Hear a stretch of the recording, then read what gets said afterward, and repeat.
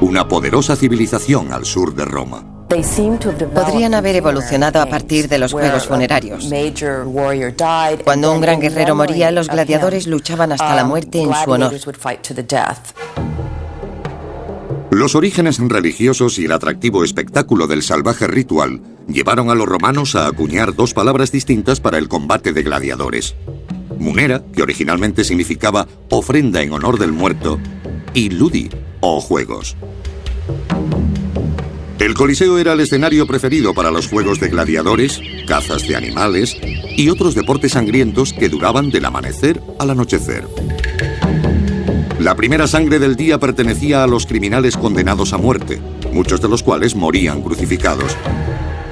Para hacer más entretenidas las ejecuciones, los funcionarios del Coliseo obligaban a sus víctimas a interpretar crueles farsas.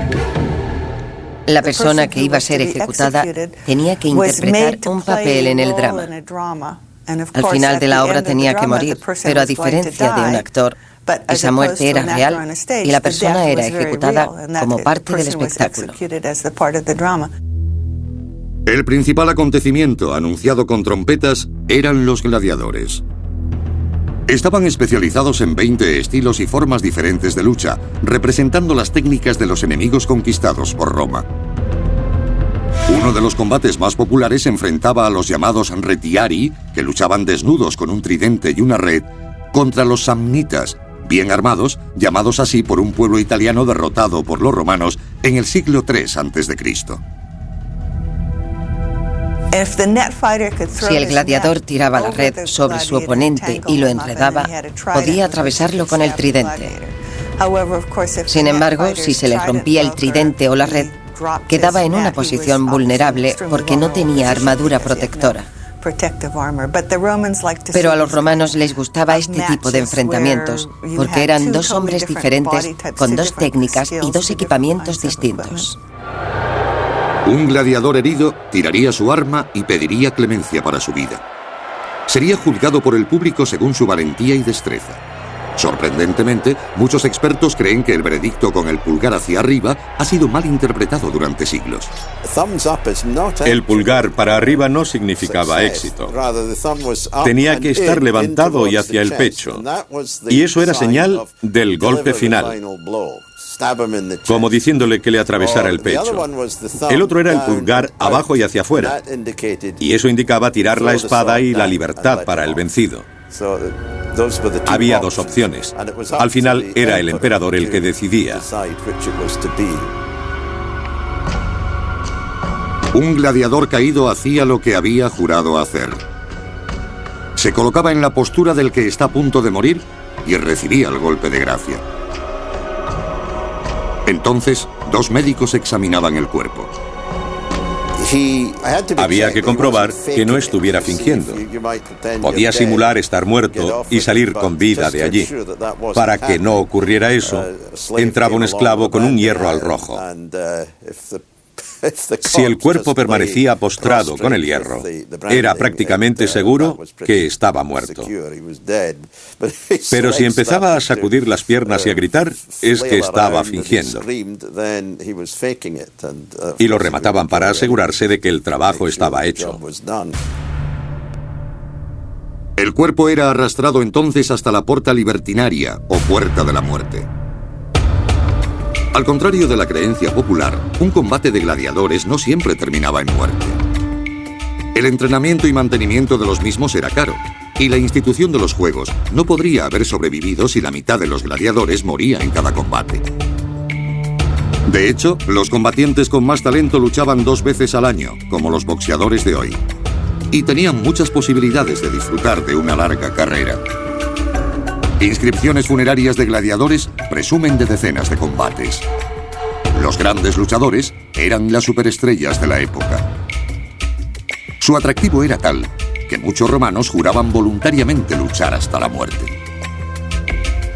Y un emperador, Cómodo, apareció en el Coliseo nada menos que 735 veces. Además de los gladiadores, los animales exóticos y peligrosos eran las principales atracciones. Los romanos mataron a tantos animales en el Coliseo y otras arenas del imperio que propiciaron la creación de una floreciente industria de captura y transporte.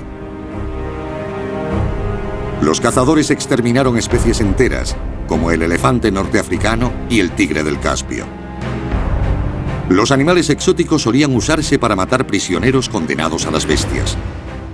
En ocasiones eran masacrados cientos a la vez en lujosas cacerías recreadas que reafirmaban el poder del imperio.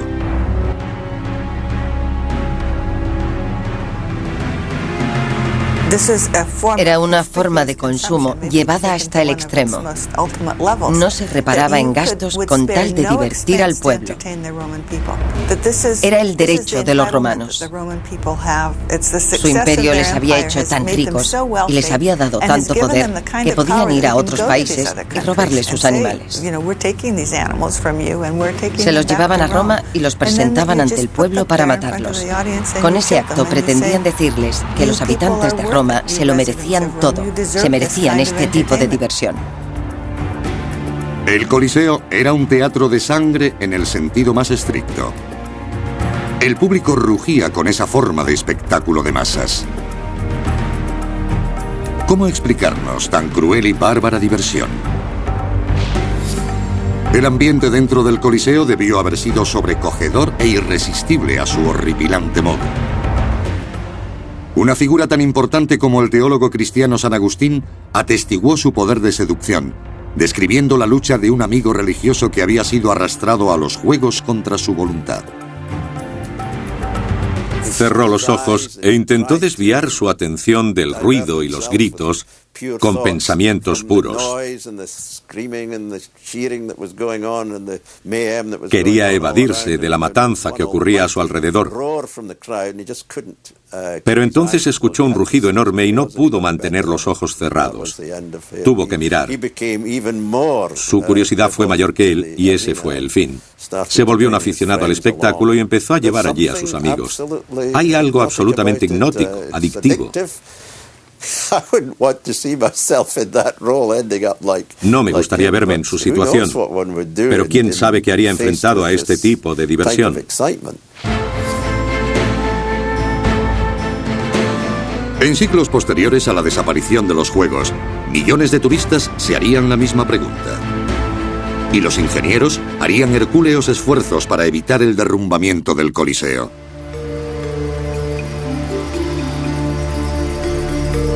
Durante 5 siglos, el Coliseo romano albergó multitudes enfebrecidas con los combates de gladiadores, matanzas de animales y ejecuciones públicas.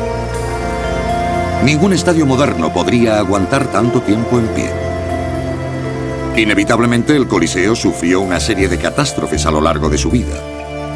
El mayor fue un incendio que lo asoló en el 217 después de Cristo, destruyendo el tejado, el suelo y la estructura subterránea.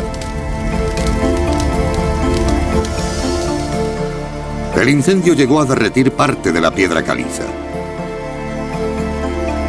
Los obreros trabajaron 20 años para reconstruir el anfiteatro, el doble de lo que tardaron en construirlo.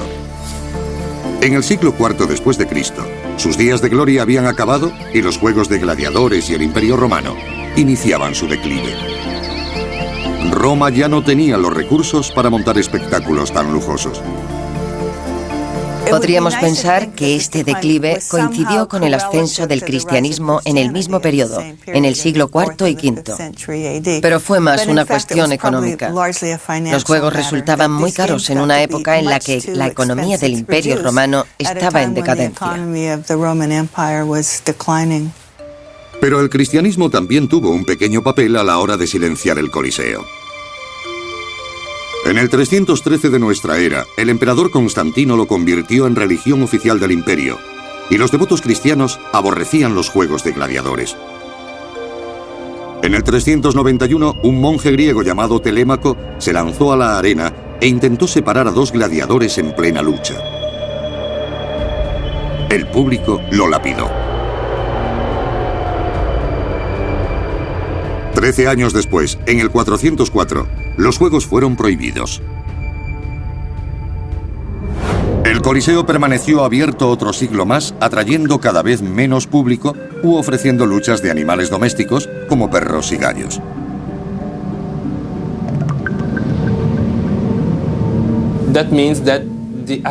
Eso significa que la noción de espectáculo había cambiado. En los últimos tiempos, el Coliseo debió parecerse más a nuestra idea de circo que a la clásica de un hombre luchando contra un tigre.